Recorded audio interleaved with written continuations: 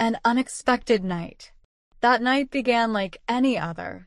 I never imagined my life would take such an unexpected turn.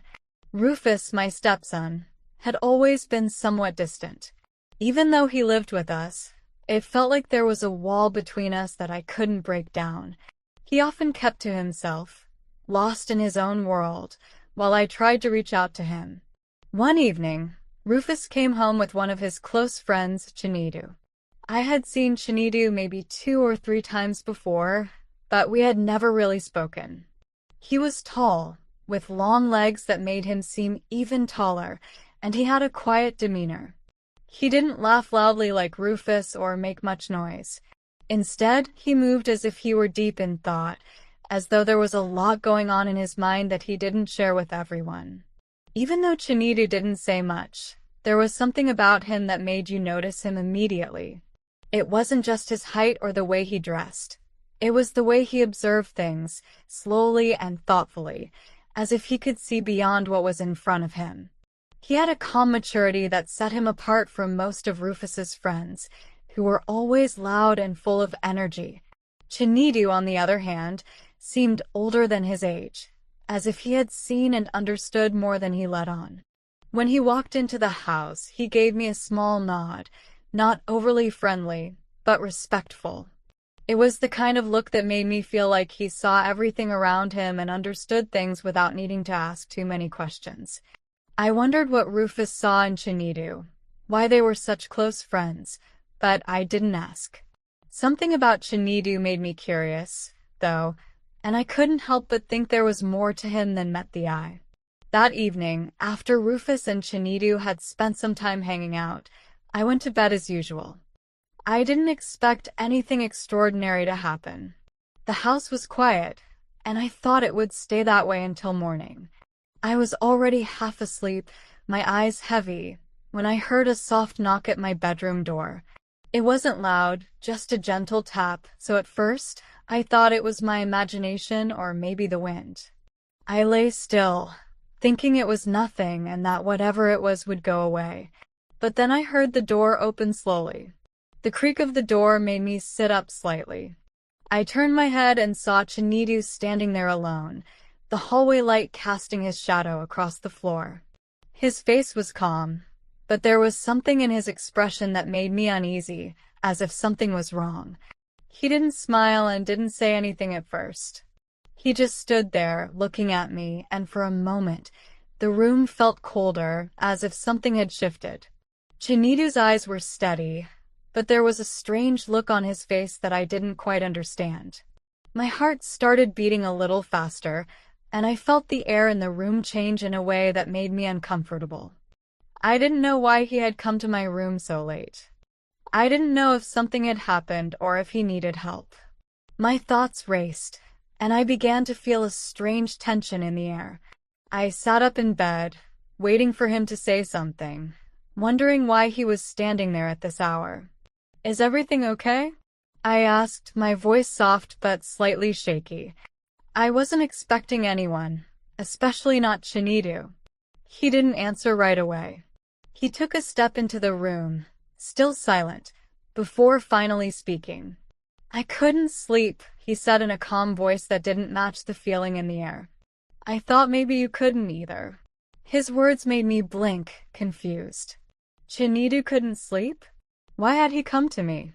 Where was Rufus? My heart started racing a bit, but I still couldn't figure out why he was standing at my door. It didn't make sense. I felt like something was off, but I didn't know what it was. I should have sent him away right then, told him to go back to his place, but for some reason I didn't. I could feel the weight of the silence between us. It was heavy, almost pressing down on me. I cleared my throat and tried to sound normal. "You should go back to bed," I said, hoping he'd listen and leave. But Chinidu didn't move. He stood there, looking at me with that calm expression. "I thought we could talk," he said, his voice still steady, as if it were the most normal thing in the world. My chest tightened. "Talk? At this hour?" I glanced at the clock. It was past midnight. My mind raced, trying to figure out what he wanted to talk about. Rufus was his friend, not me. Why was Chinedu coming to me? My instincts told me something was wrong, but I couldn't put my finger on it. I think it's too late to talk, I said, trying to sound firm but not unkind. We can talk tomorrow. You should really go. Chinedu stayed where he was, just standing there, watching me closely. His eyes didn't blink much, and I felt like he was waiting for something I didn't understand. The silence between us grew louder, and I started to feel more and more uneasy. It was as if the room was getting smaller, even though nothing had changed. The air around me felt heavier, like I was trapped in a place I didn't want to be. I shifted in my bed, pulling the blanket closer to me, and that's when I realized I hadn't locked the door. I wished I had. The thought of that unlocked door made my chest tighten even more. Why hadn't I locked it?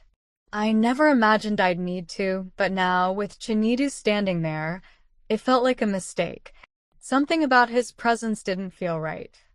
I couldn't explain it, but a strange sensation was creeping over me, like an invisible weight pressing down on me. It wasn't just the way he stood there or the fact that he was in my room at this late hour. It was more than that. It was the way his eyes never left me, as if he was searching for something on my face, something I didn't know how to give. My heart started beating faster, and my mind raced, trying to understand why I felt this way. Chinedu was Rufus's friend, someone I'd seen before, someone who had never made me feel this way. But now, everything felt different.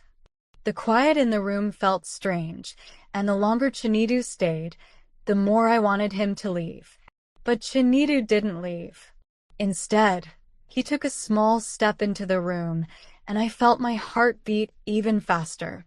His eyes held something I couldn't understand, something that made me uneasy.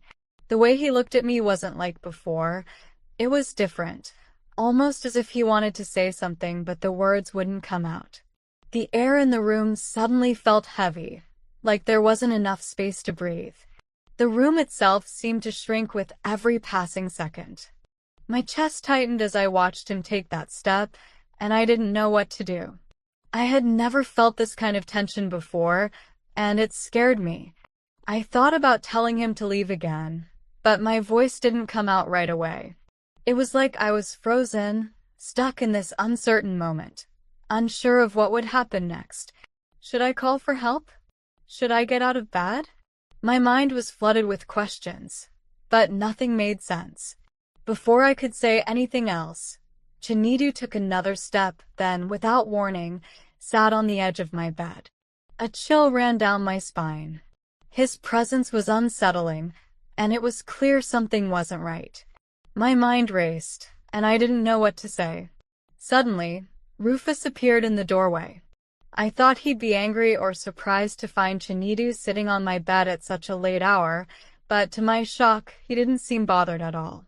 Instead of asking Chinedu what he was doing or why he was in my room, Rufus walked in with a relaxed look on his face. He sat casually on the other side of the bed, as if it were perfectly normal for him to be there. His expression was unreadable, like he knew something I didn't. It was strange, as if he was acting like nothing unusual was happening. I looked from one to the other, my heart pounding in my chest. The room was heavy with silence, and I couldn't shake the feeling that something was deeply wrong. Why was Chinedu here, and why didn't Rufus care? I wanted to ask them both what was going on, but my words felt stuck in my throat. The tension hung in the air like a thick fog, making it hard to think clearly. "What's going on?" I whispered, my voice barely loud enough to hear. I wanted answers, but at the same time, I was afraid of what they might say. Neither of them spoke right away. They just sat there, Chinedu on one side and Rufus on the other, as if waiting for something to happen. Rufus and Chinedu exchanged a look that made my heart race. It was like they were sharing a secret, some kind of understanding I knew nothing about. I felt completely left out, like I was watching a movie without knowing the story. My mind started racing with thoughts I didn't want to entertain. "I think we all know," Rufus said softly, his voice almost too calm. It was strange to hear him speak like that, so serious and controlled. I looked at him, my heart pounding. This wasn't the Rufus I knew, the fun, carefree guy who loved to joke.